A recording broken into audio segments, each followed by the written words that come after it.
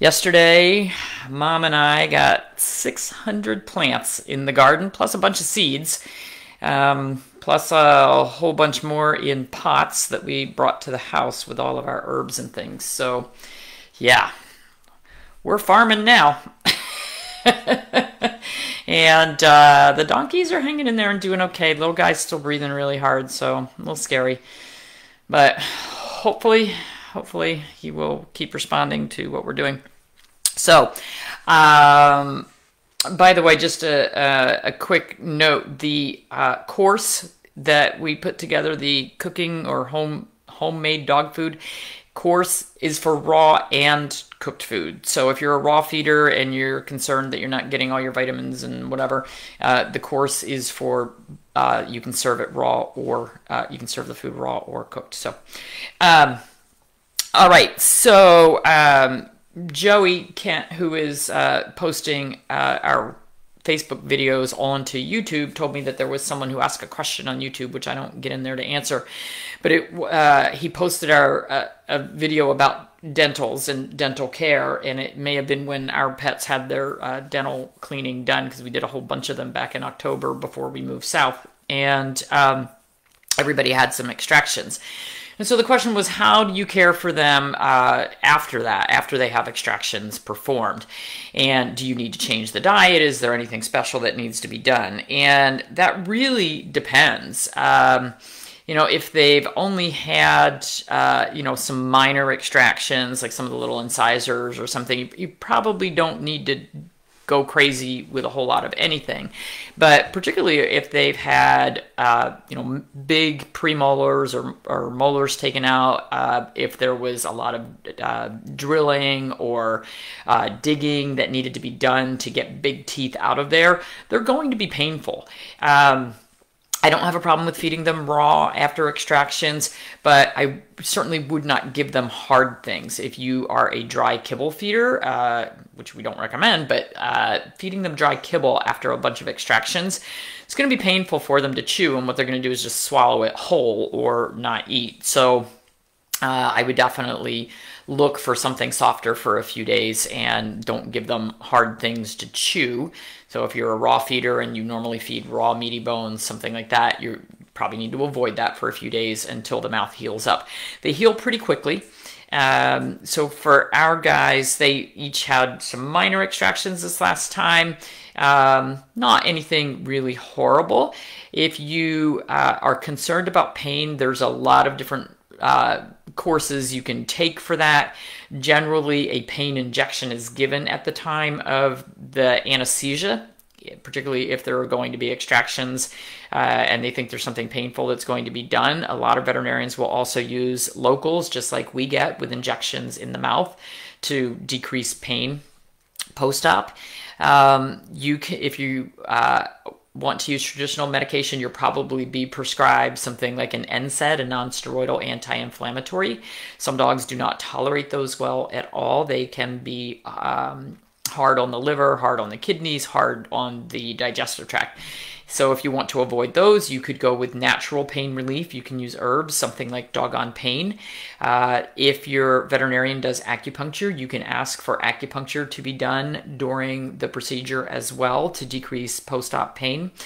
So there's a lot of different ways to control pain afterwards. And as far as antibiotics, that really depends on how infected was that mouth at the time of the dental.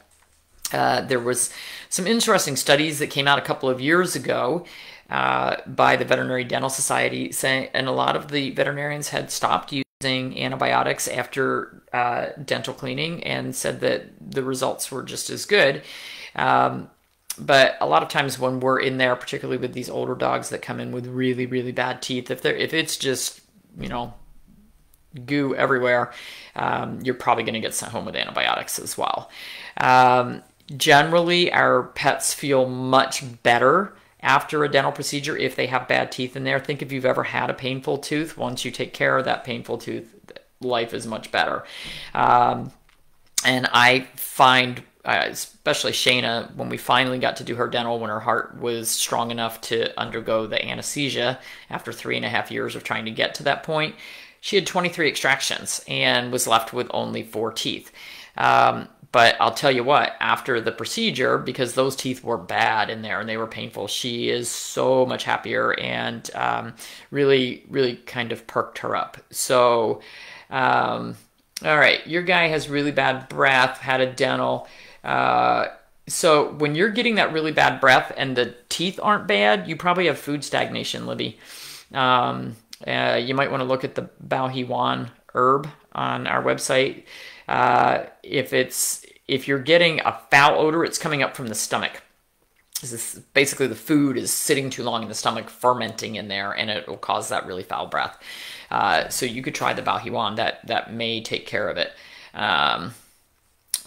Picking up pain meds for your bird. Very sore feet from blood draw from her vet visit. Poor birdie. Found a tooth on the floor a few days ago. It was a small tooth. No idea which one it came from. Could have been a baby tooth from Charlie, who will be 3. Maybe. He should have lost them a long time ago, but I would look here at the incisors because I would bet that's probably what it was. And how can you get the anesthesia out faster? So detoxing them afterwards. Herbs or foods to help drain the liver and the kidneys. So using your asparagus, dandelion greens, milk thistle, that sort of stuff. So you can buy tinctures that are already made. You can. I'm actually growing milk thistle in the garden. He was like, "I'm not cooking with milk thistle." I said, "No, we're gonna dry it into a powder, and make it into tea because it's so good for a liver detox, and that's why I wanted to grow it." So Jet had a dental yesterday, no extractions, but a sliver of wood was removed between a back premolar and molar, causing infection. Who knew? Carly said it's the first time she saw that. Oh, man. Hate that hack after anesthesia. Okay, so there's another good point. Gave him a bit of honey to help. So when they're intubated for the procedure, they have a tube in their airway to deliver the gas anesthesia and to prevent them from aspirating the dental plaque and bacteria and water that's in their mouth during the procedure. So they will generally have a cough for a few days, kind of a sore throat. So Pat did the right thing, give them a little bit of honey, particularly Manuka honey can be very, very helpful for that.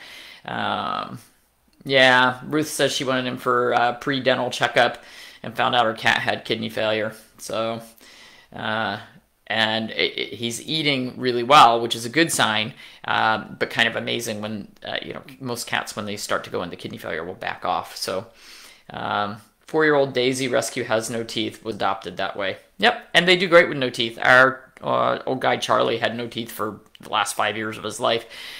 He ate soft food. We have to be a little careful with consistency to be able to pick it up. Shayna, with her only 4 teeth, I think are her 4 canines, she has a hard time picking up food. We have to have hers just the right consistency. So her all provide with a little bit of water added works really well for her. Freeze dried with water added does not work well for her. She can't get it out of the bottom of the bowl. Her tongue isn't working as well as it used to either. So how common is a fractured jaw during a dog dental? If it's a fracture right in the front of the mandible, that's actually not that uncommon. A lot of times what we find is those dogs have osteoporosis. They've reabsorbed so much bone, and when you take the teeth and the tartar are what's holding it together. So if it's a fracture here, it basically just kind of comes apart because there's a little, it's called a suture line, but where the 2 bones join together from each side. That is fairly common. Anything elsewhere is not common. And it probably means you had osteoporosis and really a lot of dental disease. How risky is anesthesia for a dental of a 2-pound dog, 2 years? Well, I can see why we would need a dental at 2 years old in a dog 2 pounds. If the dog is healthy and your veterinarian does proper anesthesia, it's no more risky than any other procedure. Taking your dog in for the procedure in 20 minutes. Infected teeth, always had a vet-created homemade diet, plus raw meat with bones 3 times a week, still bad teeth. So I actually did a presentation on this at a big event because there are some dogs that genetically will have many more dental problems than others. It has a little to do with breeds. Small dogs have many more problems than large dogs do. They don't produce teeth that are as strong. Their enamel is not as good, not as strong. we get a lot more dental problems in small dogs that are genetic. Okay, which dental product is safe for a dog with kidney disease? Our dental drops are safe for anybody. Diabetic, kidney disease, heart failure, whatever. Those dental drops are safe. The brushing with dental drops and coconut oil, absolutely safe for any of those. Risk of anesthesia in a 15-year-old dog with collapsing trachea just really depends how bad the collapse is, where the collapse is. Does Manuka honey cause yeast issues? No. What's the product again for bad breath? If you think you have food stagnation, if the teeth are fine and you've still got that bad breath and the kidneys are fine, because that's what Ruth found out, her cat's bad breath she thought was his teeth and ended up being his kidneys. So, but the Baohewan, Baohewan, it's on our website. Okay, you had the same thing happen, a large piece of wood wedged between the back teeth, infection.